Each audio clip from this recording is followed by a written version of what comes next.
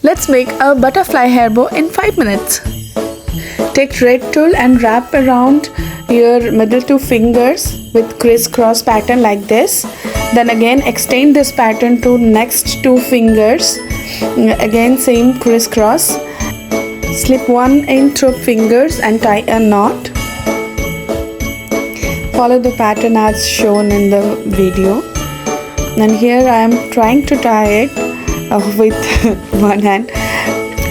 Here you can double knot it and finish it up, but I don't have mine. Literally I want to finish it in 5 minutes because I have to go to New York very soon.